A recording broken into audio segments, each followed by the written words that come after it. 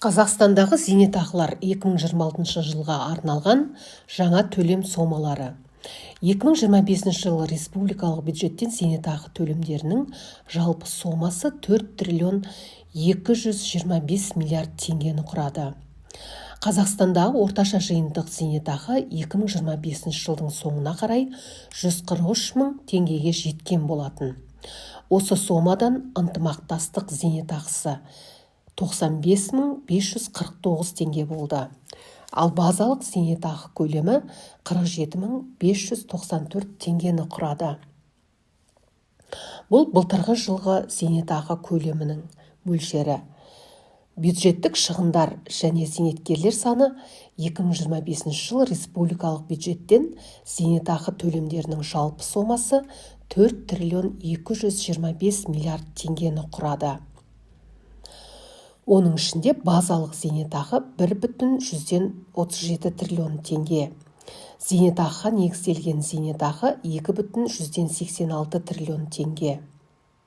Елдегі зейнеткерлер саны бүгінде 2,449 триллион. Елдегі зейнеткерлер саны 2,149 миллионға жетті.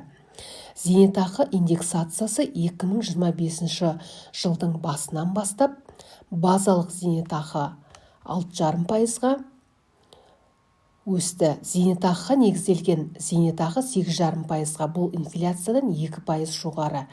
2026 жылдың 1 қаңтарынан бастап бюджеттен төленетін барлық зейнетақы төлемдері 10%-ға өсті. Енді одан әрі де өсірілетін болады.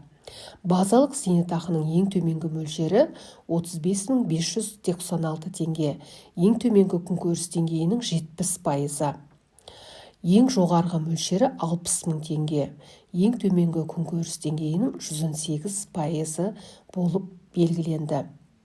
Мысалы, 2019 жыл зейнетке шыққан 70 жастағы зейнеткер 2025 жылы бюджеттік төлемдерден 171.588 теңге алды. Ал 2026 жылы өсімнен кейін олардың зейнетақысы 192.816 теңгеге дейін өсті. Бұл сомаларға бірыңғай жинақтаушы зейнетақы қорынан төлемдер кірмейді. Жұмыс берушінің зейнетақы жарналары 2025 жылы жұмыс берушілер 5,5 миллион қызметкерге жалпы сомасы 760 миллиард теңгеге міндетті зейнетақы жарналарын аударды. Міндетті жұмыс берушінің зейнетақы жарналары 2024 жылдан бастап күшіне енген болатын. Яғни 2024 жылы 1,5%, 2025 жылы 2,5%, 2026 жылы 3,5%-ды құрады. 2028 жылға қалай мөлшерлеме 5%-ға дейін артатын болады. Міндетті жұмыс берушінің зейнетақы жарнасы 1975 жылдың 1 қаңтарынан кейін туылған қызметкерлерге төленеді және қосымша өмір бойы зейнетақы төлемін құрайды. Жұмыс берушілердің бұл жарналарға жұмсайтын шығындары салықтан шегерілетін болады, яғни бұл жұмыс берушіге өте пайдалы.